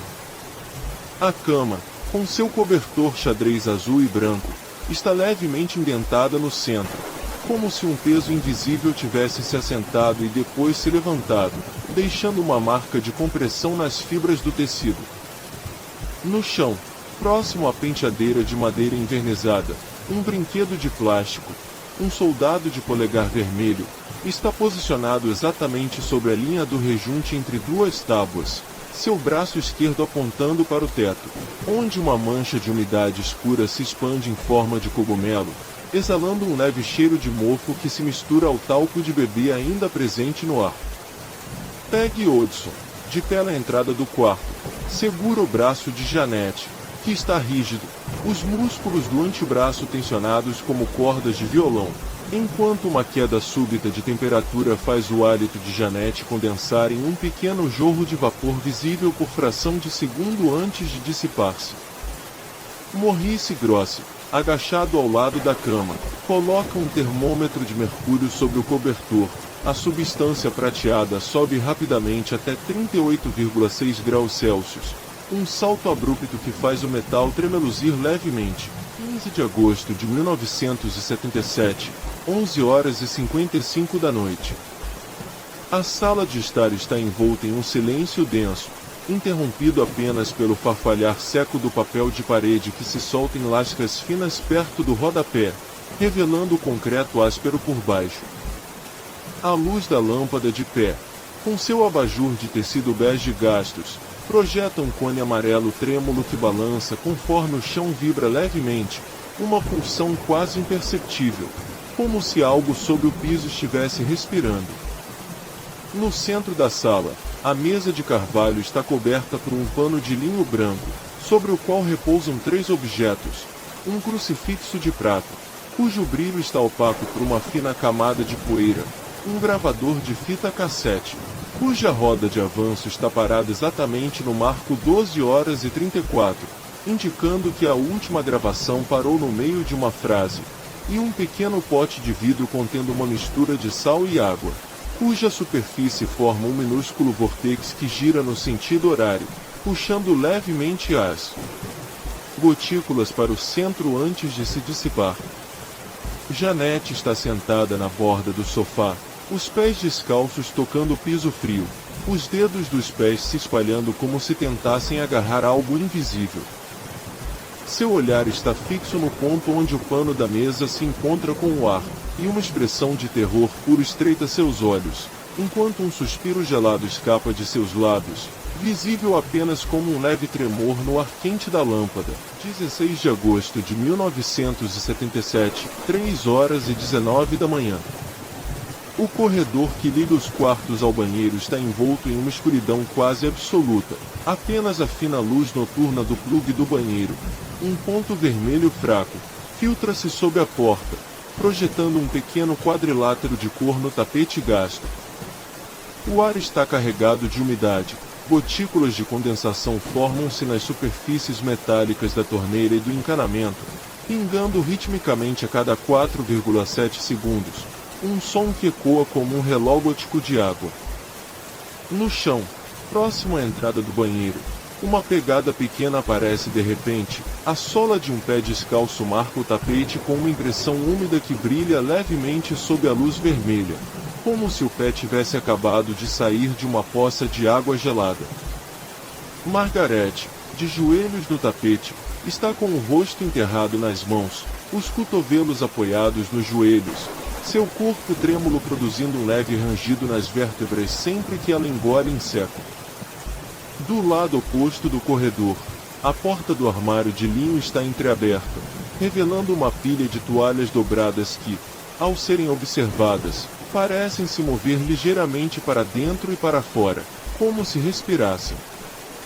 Maurice Grossi, apoiado na parede oposta, segura um medidor de campo eletromagnético. A agulha oscila entre 0,2 e 1,7 microteslas, um padrão irregular que acompanha o ritmo das pingas d'água. Em seu respiradouro, O cheiro de enxofre fraco se mistura ao odor de sabonete de glicerina que ainda permanece no ar do banheiro. 2h43 da madrugada. O relógio de cozinha marca o tempo com um tic-tac mecânico que parece ecoar nas paredes finas da casa de 284 Green Street. Jeanette está deitada de lado, o cobertor puxado até o queixo, enquanto a respiração de Peg, morta de cansaço, ronca suave ao lado. De repente, uma corrente de ar frio desliza pelo corredor como uma língua de gelo, fazendo os pelos dos braços de Jeanette se eriçarem. Ela sente, mais do que ouve, um sussurro indistinto que vem do fundo do hall, quase como se alguém estivesse respirando através de uma fresta na porta-armário. O som não é um vento, é uma vibração baixa, quase subsônica, que faz o prato de cerâmica da pia tremer levemente. Jeanette aperta os olhos, tentando convencer a si mesma que é apenas a imaginação alimentada pelas histórias de terror que ouviu na escola, mas o frio persiste, penetrando o tecido do pijama e chegando aos ossos. 3h07. Peg, acordada pelo susto da filha, tenta acender a lâmpada de cabeceira, mas o interruptor falha, deixando a sala apenas com a luz amarelada da rua filtrada pelas persianas meio fechadas. Ela puxa o gravador de cassete que Maurice Grosse deixou na mesa de cabeceira, pressiona o botão de gravação e fala baixo: "Se alguém estiver aqui, diga seu nome." O gravador captura um silêncio denso por 3 segundos, depois um estalo seco, como se um galho fosse quebrado dentro da parede. Em seguida, uma voz infantil, mas distorcida, quase como se fosse filtrada através de um tubo de metal, repete o nome Jeanette 3 vezes, cada repetição mais alta que a anterior, até que o som se transforma em um rangido metálico que faz o próprio gravador vibrar na mão de Peg. Ela solta o aparelho, que cai com um baque no chão de linóleo, e sente o cheiro forte de enxofre subir do tapete, como se algo tivesse sido queimado logo ali. 3h42. O chão da sala de estar rende sob o peso de um armário de carvalho que, sem motivo aparente, começa a deslizar para a esquerda, seus pés de madeira riscando o linóleo com um rangido gutural. Margaret, de 14 anos, tenta segurá-lo, mas os seus dedos escorregam na verniz antigo, e o móvel avança até encostar na parede oposta, onde um quadro de óleo do avião da Segunda Guerra Mundial tremura. Depois cai com um estalo de vidro que se espalha em fragmentos brilhantes sobre o tapete. Simultaneamente, a prateleira de livros ao lado da televisão vibra, e um volume infantil, Contos de Fadas dos Irmãos Grimm, sai voando, girando no ar como se fosse lançado por uma mão invisível, antes de bater no rosto de Billy, deixando uma marca vermelha na bochecha. O ar fica pesado, carregado de eletricidade estática. Os cabelos de Jeanette se levantam levemente, como se fossem atraídos por um campo invisível que pulsa a cada segundo. 4h15. Maurice Grosse e Gaëlion Playfair, os investigadores da Society for Psychical Research, estão sentados em cadeiras de cozinha improvisadas, cada um com um bloco de anotações e um aparelho de medição de campo eletromagnético nas mãos. O medidor de EMF de Guy começa a disparar, o Needle balançando entre 2 e 7 mg sem motivo aparente, enquanto o gravador de Maurice capta um som de respiração profunda e ofegante, como se alguém estivesse ofegante bem próximo ao ouvido dele. De repente, o travesseiro sobre o sofá onde Jeanette estava repousando levanta-se lentamente, girando em torno do próprio eixo como se fosse puxado por uma corda invisível, antes de pairar a 10 centímetros acima do tecido, mantendo-se estável por quase 5 segundos. Quando o travesseiro finalmente cai, ele produz um som abafado, como se tivesse sido deixado cair sobre um cobertor de lã grossa.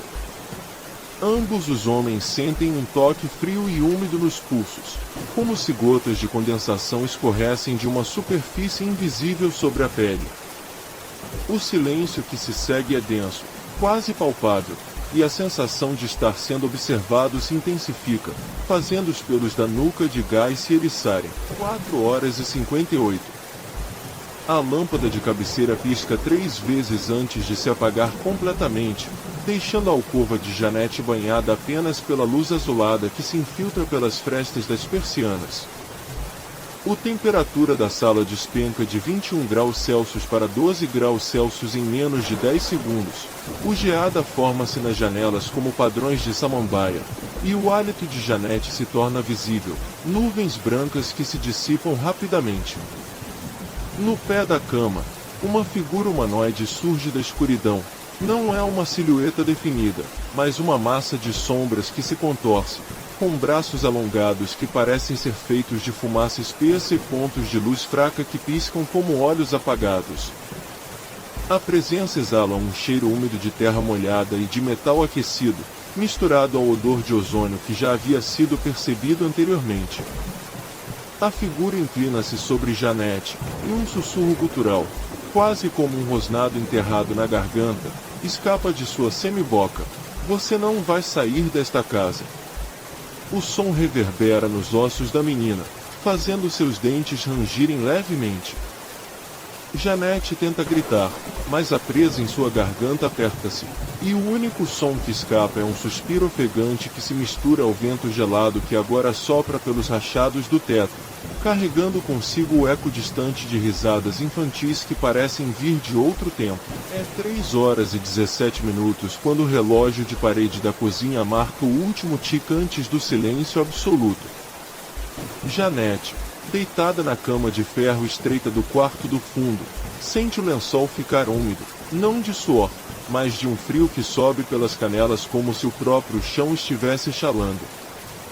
Um suspiro quase imperceptível desliza pelo abrir da janela, carregando o cheiro úmido de terra molhada e algo metálico, como sangue seco.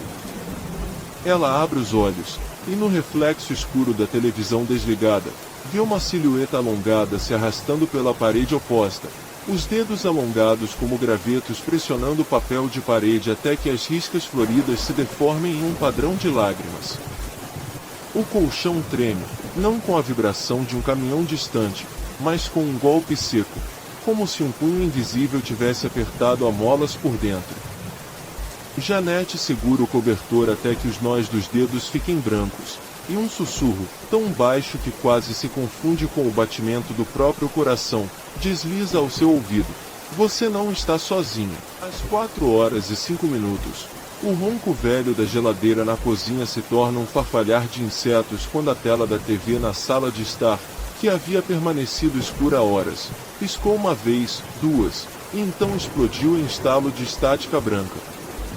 A luz azulada da estática pintou o rosto de Peggy Hudson, que estava na poltrona de flanela, com um tom de cadáver. No vidro da janela atrás dela, a reflexão mostrou não apenas a própria Peggy, mas uma segunda figura, mais alta, de ombros curvos e cabeça ligeiramente inclinada, como se estivesse observando através do vidro. A mão de Peggy tremeu ao alcançar o controle remoto, mas os botões estavam mortos. O som da estática mudou, tornando-se um rosqueio baixo, quase um gemido gutural que parecia vir de dentro das paredes. No corredor, um passo lento, quase arrastado, ecoou nas tápias de madeira, seguido por um rangido suave, como se alguém estivesse puxando uma cadeira pesada sobre o piso de madeira áspera. É 2h13 de 23 de agosto de 1977. Janete Hudson, de 11 anos, está deitada de lado na cama de ferro da sala, o cobertor de lã pesado puxado até o queixo. O relógio de pia da cozinha marca o tempo com um tic-tac metálico que parece atrasar a cada segundo.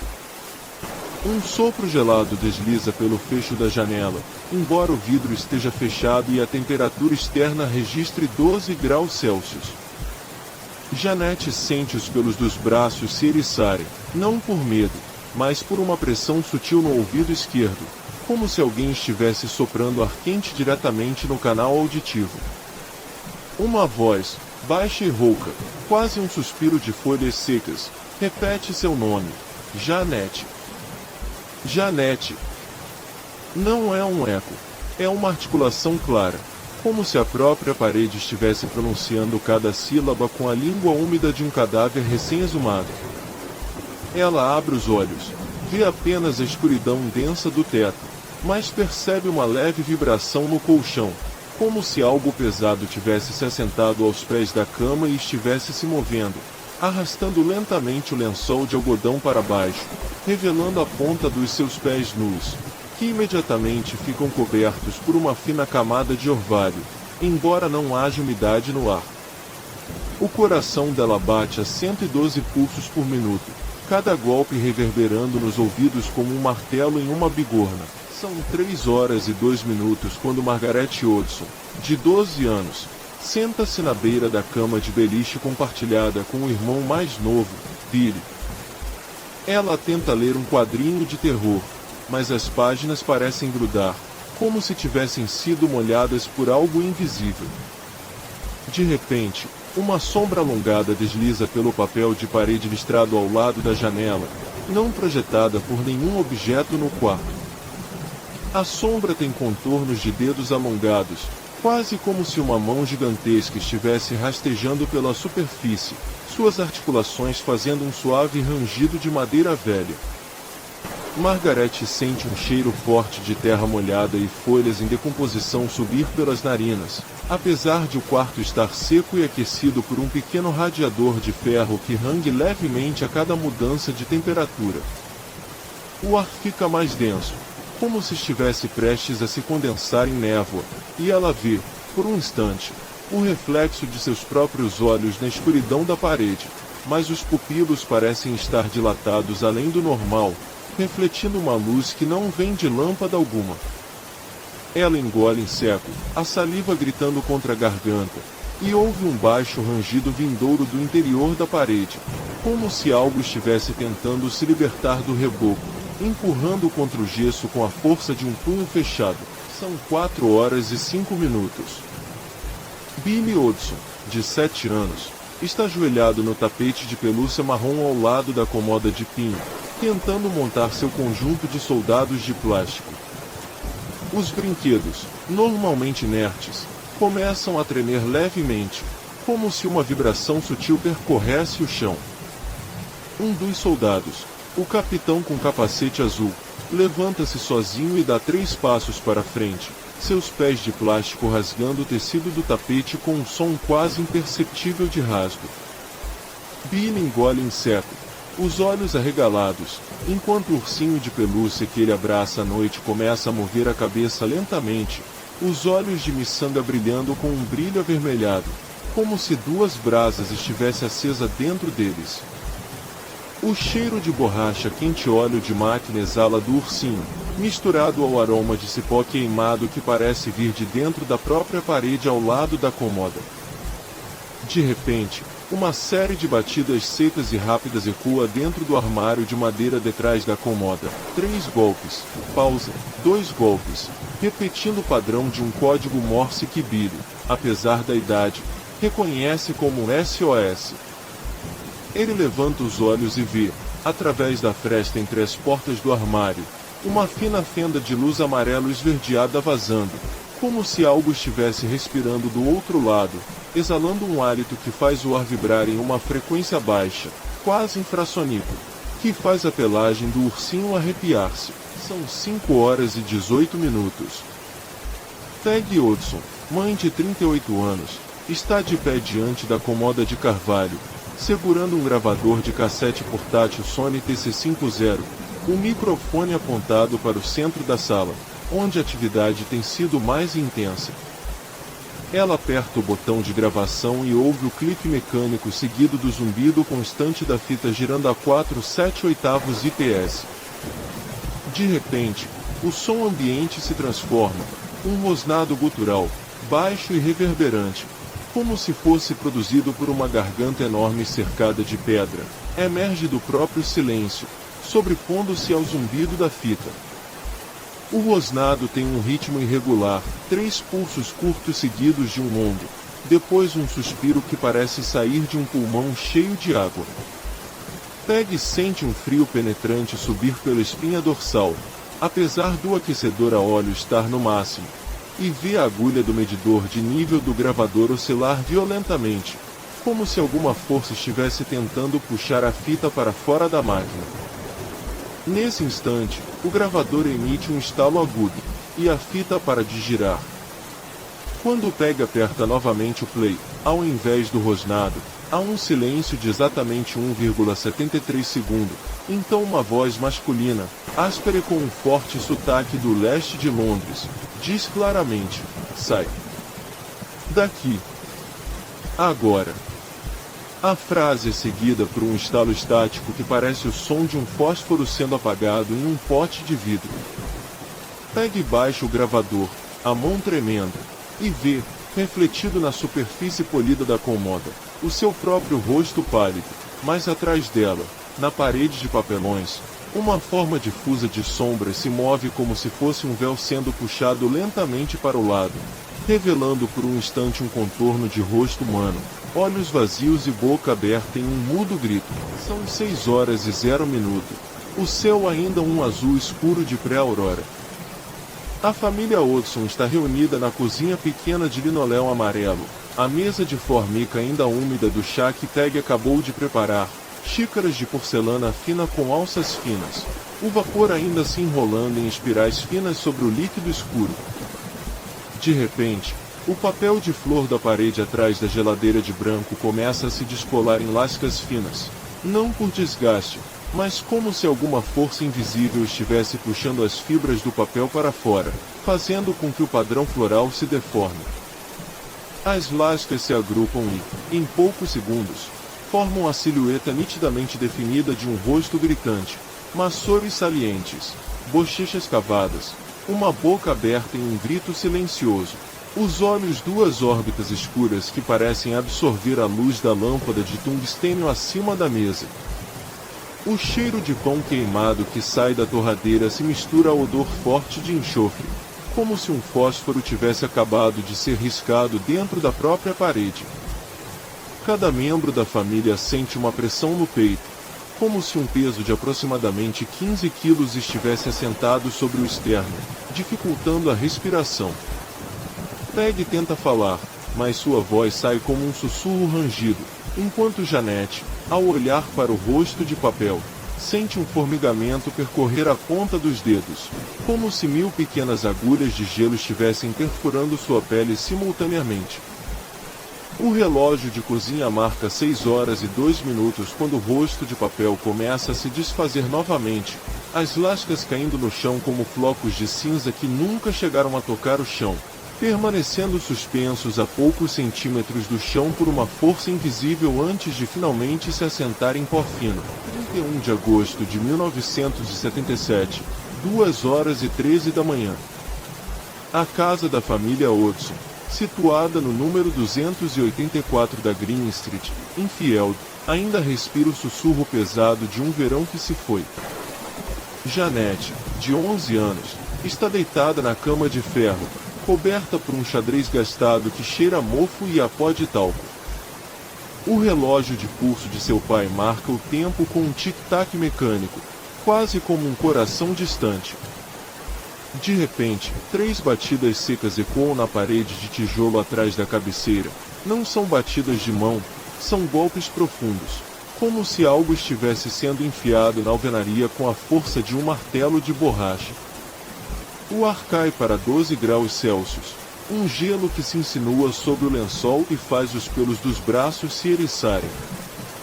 Um cheiro metálico, semelhante ao de uma antiga bateria vazando, se espalha pelo quarto, misturando-se ao odor úmido do tapete de lã. Janet segura o cobertor até o queixo, os olhos arregalados fixos na escuridão que se move como tinta diluída em água, enquanto a respiração dela se transforma em ofegos curtos, quase silenciosos. 12 de setembro de 1977, 4h02. A sala de estar da Hodgson, iluminada apenas pela luz amarelada de um abajur de porcelana que tremela como uma pulseira fraca, se transforma em um palco de forças invisíveis. A cadeira de balanço de madeira envernizada, que antes rangia suavemente sob o peso de Janet, começa a elevar-se lentamente, seus pés de madeira deslizando sobre o tapete de sisal sem fazer ruído, como se o próprio tecido do chão a engolisse e a devolvesse ao ar. No ápice de sua ascensão, a cadeira parado a aproximadamente 45 centímetros do chão, seu encosto inclinado para trás como se fosse abraçado por uma presença invisível. Janete, agora sentada na borda da cama, sussurra com uma voz que não é a dela, rouca, ecoando como se tivesse passado por um tubo de metal enfraquecido: "Eu sou Bill Wilkins. Eu morri aqui."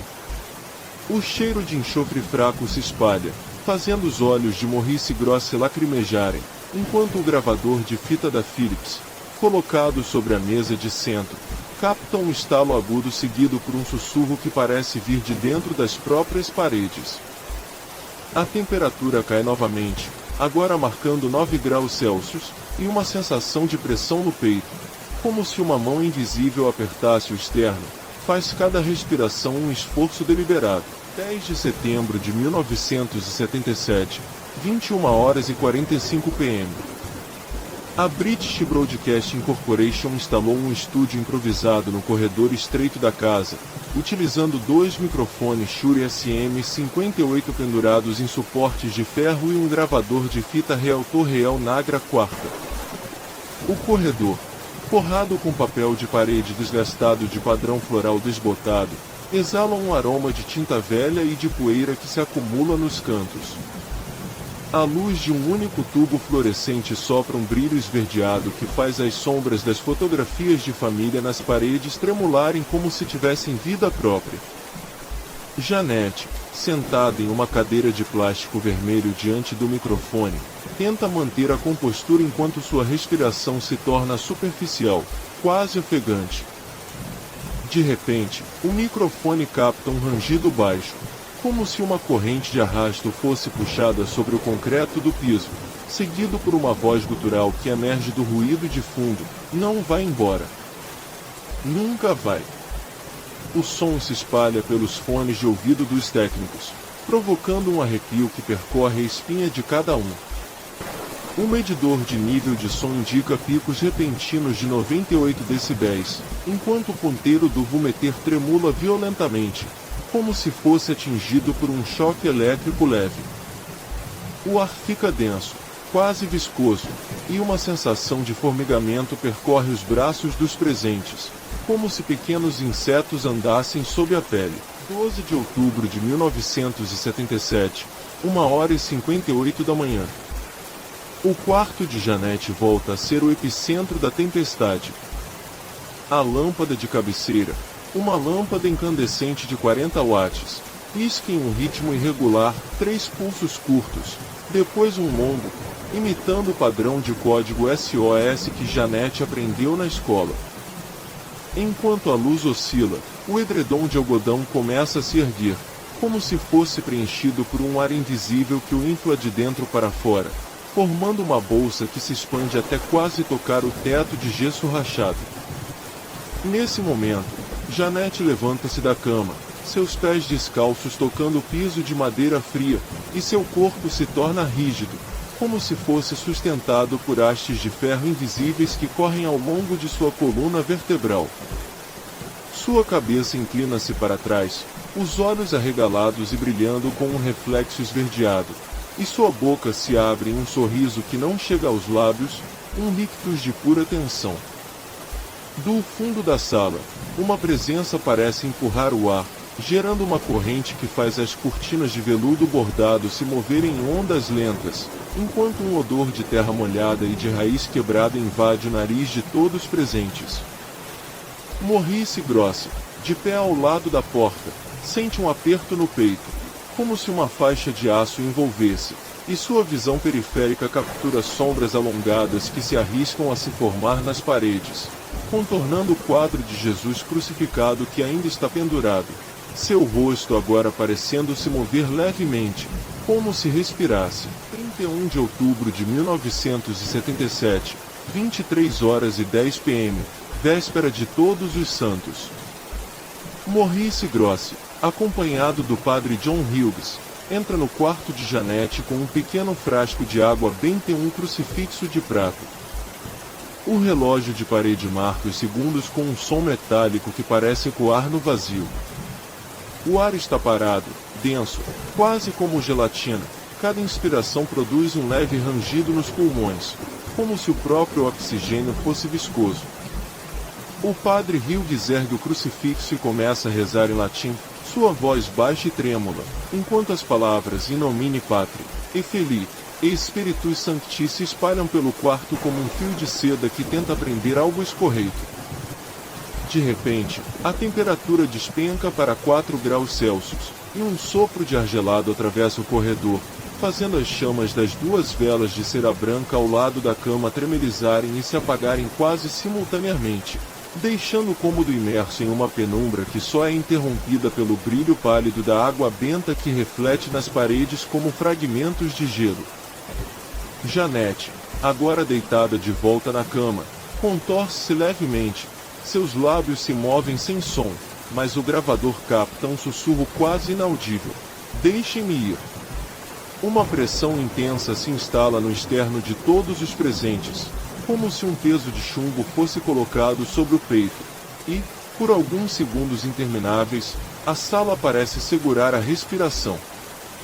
Então, tão abruptamente quanto começou, a pressão se dissolve, o ar retorna ao seu estado morno, o cheiro de enxofre desaparece, e um silêncio profundo, quase sagrado, se instala, interrompido apenas pelo tic-tac relutante do relógio de pulso de Morrice, que agora parece marcar o retorno ao mundo dos vivos, embora cada sombra na parede pareça ainda guardar a lembrança de algo que não quer ser esquecido. É quase 3 da manhã quando o relógio de pêndulo da sala dá seu último tic antes de parar, como se o tempo tivesse engolido o próprio mecanismo. Janete, de pé ao lado da cômoda de Mogno, sente o frio subir pelos tornozelos, não do piso de tábuas rangentes, mas do ar que parece ter se tornado líquido, escorrendo por entre os dedos das mãos que ela aperta contra o peito. Um suspiro quase imperceptível escapa de seus lábios rachados, e naquele instante a parede atrás dela se curva para dentro, como um pulmão respirando ao contrário. O papel de parede, antes bege e sem graça, agora exibe manchas escuras que se movem em espiral, traçando símbolos que nenhum olho humano conseguiu decifrar, linhas que se entrelaçam como veias de um organismo vivo. Quando ela tenta gritar, a voz é engolida por um zumbido baixa frequência que vibra nos ossos da mandíbula, fazendo seus dentes rangirem contra o metal da própria mandíbula. No canto do quarto, a sombra do armário se alonga, esticando-se até tocar o pé da cama, onde os lençóis, ainda aquecidos pelo corpo de Margaret, começam a se enrugar como se alguma coisa invisível estivesse puxando-os para baixo, tentando arrastar a menina para o abismo que se aperta entre as tábuas do assoalho. Na cozinha, o refrigerador zumbi como um coração artificial, sua luz interna piscando em intervalos irregulares, lançando sombras que dançam nas bancadas de formica. Peter, com a camisa de flanela enfiada por dentro da calça de veludo, segura uma xícara de chá que nunca chega aos lábios. O vapor que deveria subir em espiralar é puxado para baixo, desaparecendo na superfície líquida como se o próprio chá estivesse sendo sugado por um vórtice subterrâneo. De repente, a porta da despensa se abre sozinha, revelando pratos empilhados que rangem ao serem empurrados por uma força invisível. Uma lata de sopa de tomate rola para fora, girando no ar antes de cair com um tom oco que ecoa como um sino funerário. No ar, o cheiro de enxofre se mistura ao aroma doce do chá, criando uma nauseante combinação que queima a garganta e faz os olhos lagrimejarem sem motivo aparente. Quando Peter tenta fechar a porta, a dobradiça gira na direção oposta, como se algo do outro lado estivesse segurando com força desumana, fazendo os parafusos chiarem e lascarem a madeira sob pressão violenta. No corredor superior, as tábuas do assoalho rangem em um padrão que parece código Morse batido por unhas contra a madeira, 3 longos, 2 curtos, 1 longo.